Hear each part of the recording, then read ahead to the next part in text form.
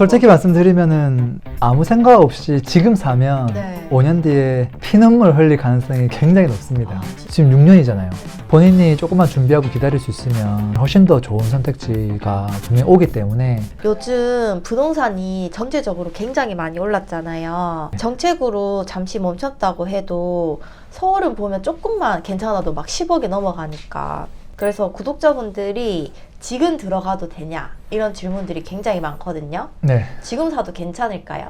뭐 맨날 지금밖에 없네요. 네, 지금이요. 나중에 근데 뭐 말고. 솔직히 말씀드리면은 아무 생각 없이 지금 사면 네. 5년 뒤에 피눈물 흘릴 가능성이 굉장히 높습니다. 아, 진짜요? 네, 이 뭐 사지 말라는 이야기가 아니라요. 음.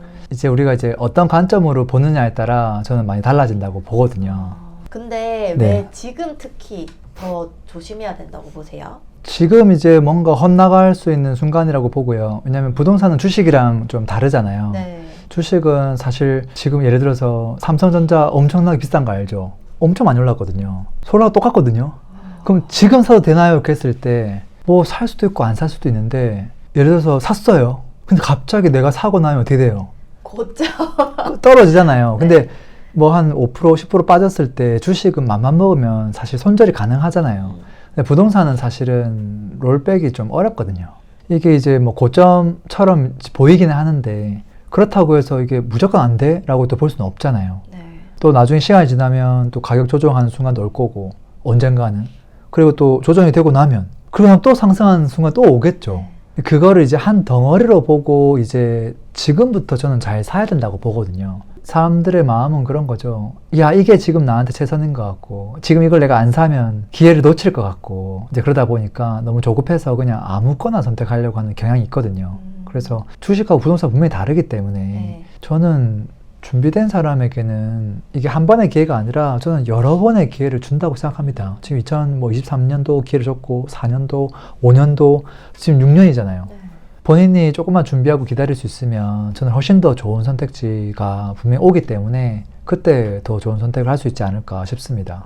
그럼 2026년 현재 네. 부동산 시장은 어떤 상태라고 보세요? 명확하죠. 심플하죠. 1, 2급지 지금 많이 올랐죠. 네. 서울의 3급지는 사실은 거의 못 올랐고요. 뭐 노원구 가보면 뭐 이게 무슨 서울이야 할 정도로 잠잠합니다. 못 오른 게 많아요? 네, 3급지는 거의 못 올랐죠. 그리고 이제 경기도 외곽 가면 사실은 거기는 오른 적이 없죠. 오히려 지금 하락만이라도 멈추면 좋겠다는 그런 지역도 있고요. 그리고 지방도 사실 대부분 못 올랐죠. 그러니까 되게 심플한 거예요. 오를 때만 많이 올랐고 안 오르는 곳은 계속 지금 안 오르고 있는 시장. 이게 지금 중요한 포인트죠.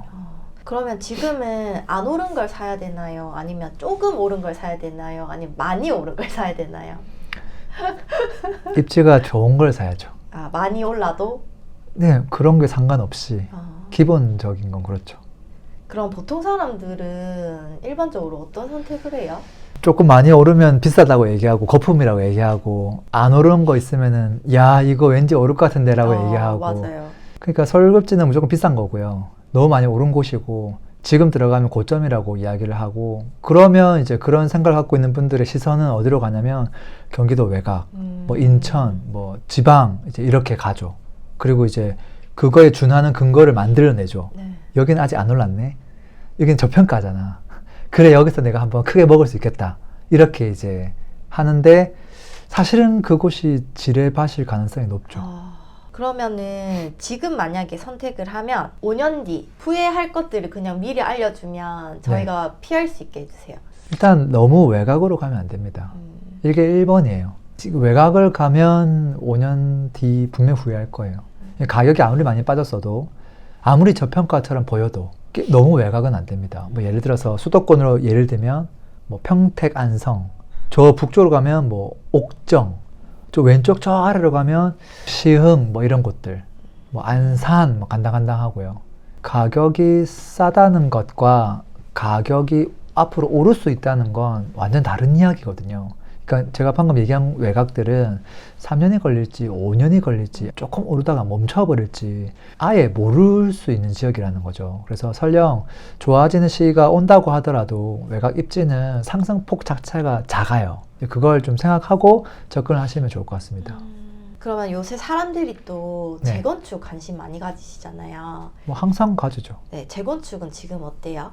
지금 또 조심해서 해야 될 분야가 재건축이거든요. 아, 사람들이 많이 착각들을 하는데 재건축은 이게 신축만 되면 대박이다. 돈 많이 벌 수 있다. 이런 생각, 이런 착각을 하거든요. 네. 근데 또 신기하게도 재건축 사실 뭐 여의도에도 있고 뭐 잠실에도 있고 강남에도 있고 재건축 단지들이 있거든요. 네. 근데 그런 거는 언급을 안 하세요.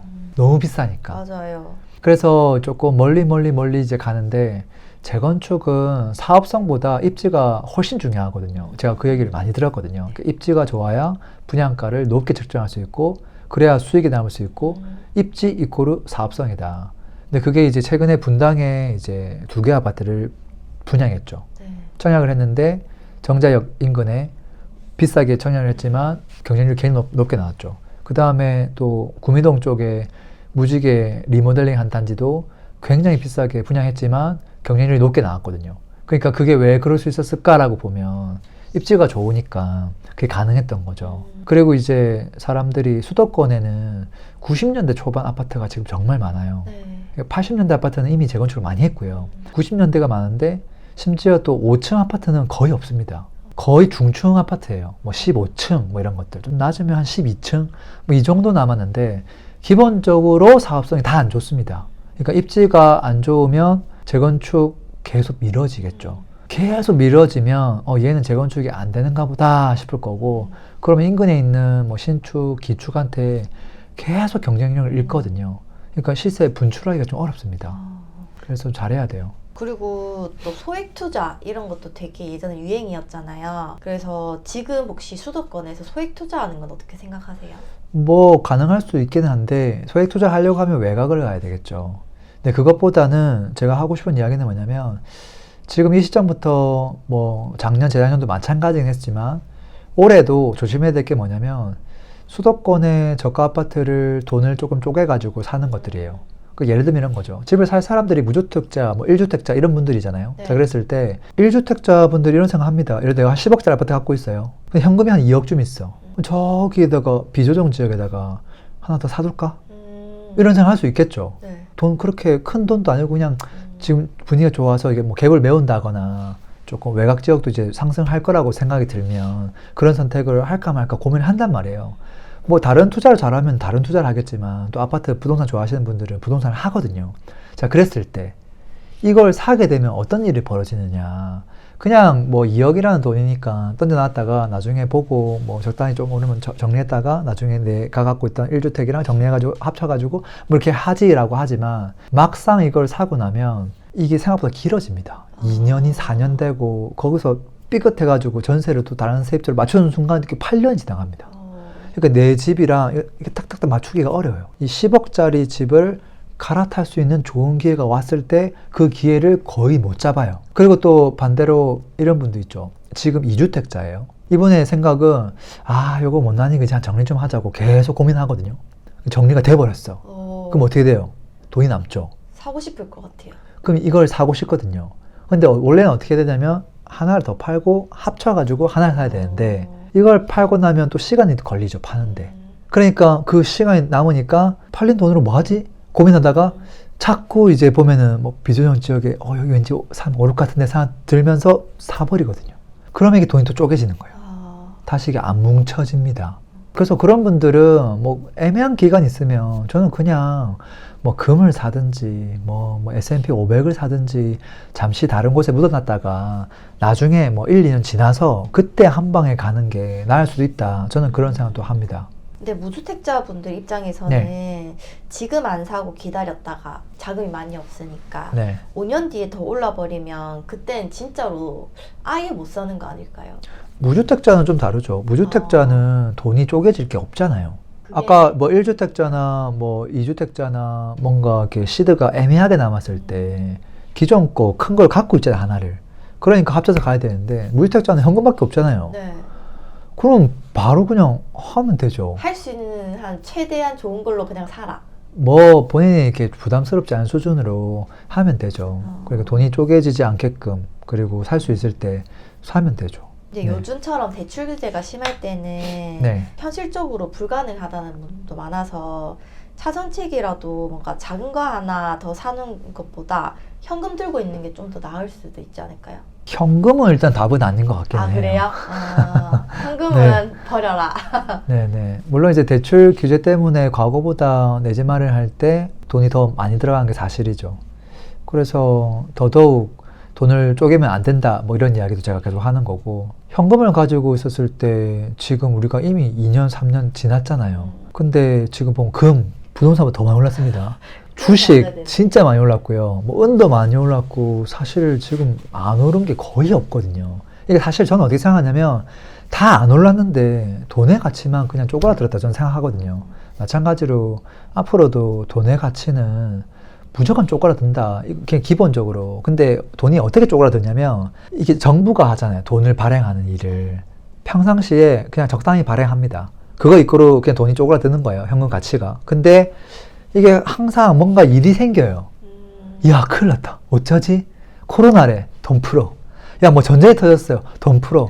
야, 지금 유류가 지금 막 엄청나대. 돈 풀어. 그러니까 뭔가 이벤트가 꼭 발생합니다. 그때 돈이 많이 풀리죠. 그러니까 그런 이벤트가 없어도 돈이 풀리고, 이벤트가 발생하면 많이 풀리고. 결국은 돈은 절대 안 되죠. 네. 지방은 많이 안 오른 곳이 많잖아요. 맞죠. 그래서 지금 지방을 사도 될까요? 지금 이제 부동산 잘못 사면 5년 동안 고생할 아파트 중에 또 하나가 지방이기도 합니다. 지방 많이 안 올랐죠. 근데 사실 기준이 중요하거든요. 지방이라고 해서 무조건 안 되는 건 아니에요. 저는 상위 10% 이내에 지방 아파트 사겠다?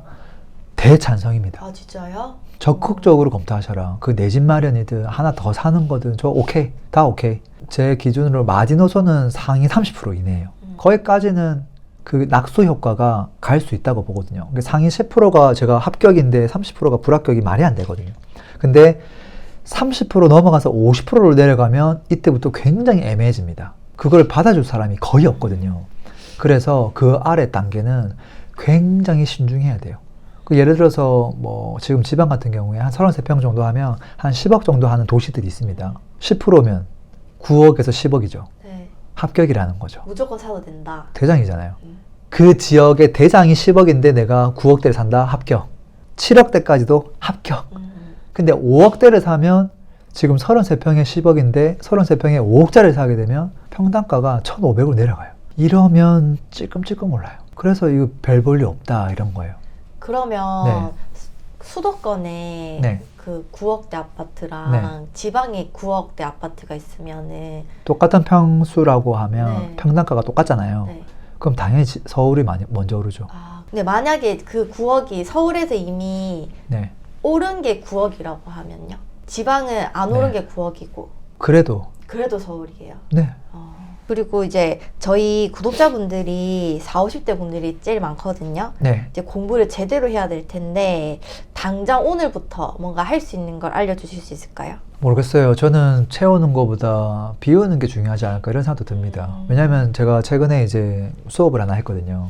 네. 보통 한 40, 50대 분들이 딱 앉아 있었어요. 방금 그 질문 똑같이 하더라고요. 그래요?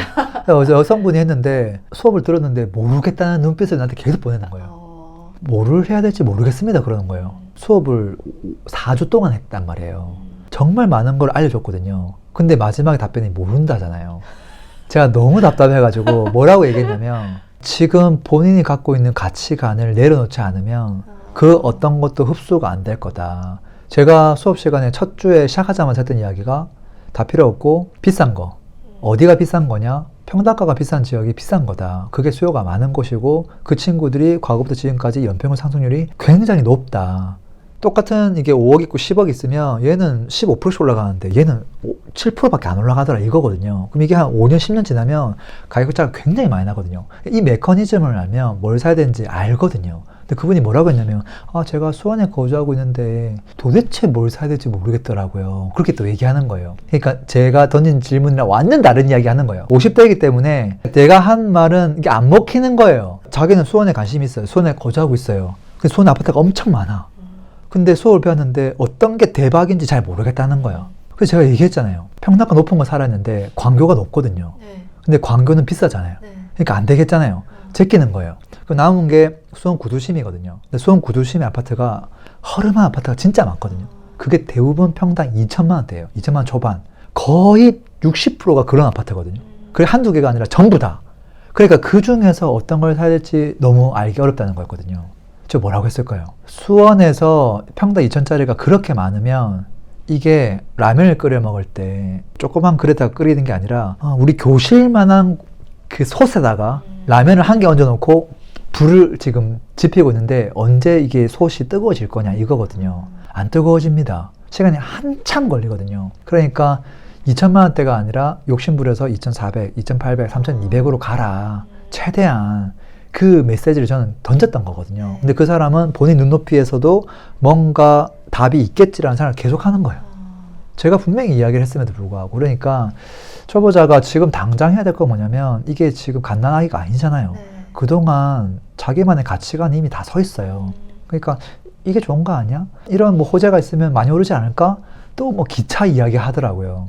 뭐 인천에는 기차역이 들어온다고 하는데 하면서 막 그게 호재가 안 되거든요. 그래서 마음을 비워야 되는데 그 비우는 작업이 안 됩니다. 성인은. 그래서 그걸 제가 옛날에 했던 방법 뭐냐면 간신히 했던 방법이 그냥 이걸 밀어 넣어야 돼요. 맞는 이야기를.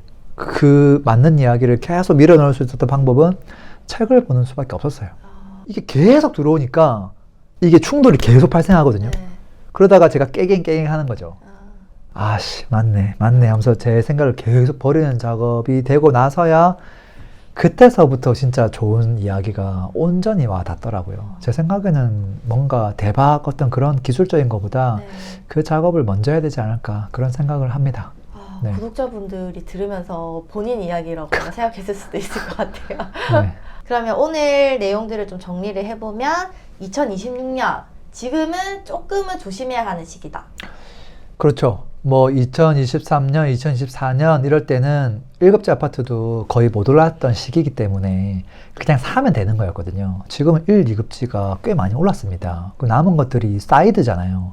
그럼 사람들이 살 게 그거밖에 없단 말이에요. 그래서 지금은 아무 생각 없이 사면 안 되는 시기다. 너무 짧게 보지 말고 결국은 한 텀을 더 길게 봐야 됩니다. 그래서 2024년부터 지금 좋은 아파트 살 사람 이미 다 샀어요.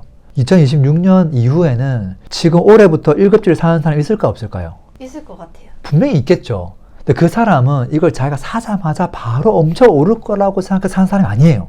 진짜 똑똑한 사람이에요. 이 사람은 그 다음 사이클까지 보는 사람인 거예요. 지금 이미 내가 돈이 있는데 돈을 해지해야 되는데 이게 돈의 가치가 자꾸 떨어지니까 해지를 어떻게 하지? 그나마 이게 안전하겠구나 하고 1급지 던지는 거예요. 근데 이제 이 사람들은 어찌 보면 욕심을 어떻게 보면 안 부리는 거고 안정성을 높이는 거고 그리고 저가 아파트로 갈 수 있지만 안 가는 거예요. 그래서 어찌 보면 지금은 그냥 기다릴 줄 아는 사람이 이기는 시장이에요. 막 이상한 거 외곽에 있는 거 사는 게 이기는 시장이 아닙니다. 그래서 한 줄 요약하면 지금 잘못 사면 5년 버텨야 됩니다. 오늘도 너무 도움되는 이야기들 감사합니다. 네, 오늘도 들어줘서 고맙습니다. AI 시대에 어떻게 우리가 투자를 해야 될까요? 그냥 궁금한 것들을 채팅으로 남기시면 됩니다. 자, 매매가 13억에 맞는 아파트 추천해줘 하시면 3초만 기다리시면 아마 AI가 가장 최적의 입지를 고려한 아파트를 추천해 줄 겁니다. 하나, 둘, 셋. 자, 어떤가요? 13억대 아파트, 그리고 재개발 구역, 조금 더 나아가서 수익형 부동산까지 회원가입 없이 그냥 입력만 하시면 바로 볼 수 있으니까 바로 확인해 보세요. 원하시는 아파트 찾아볼 수 있을 겁니다.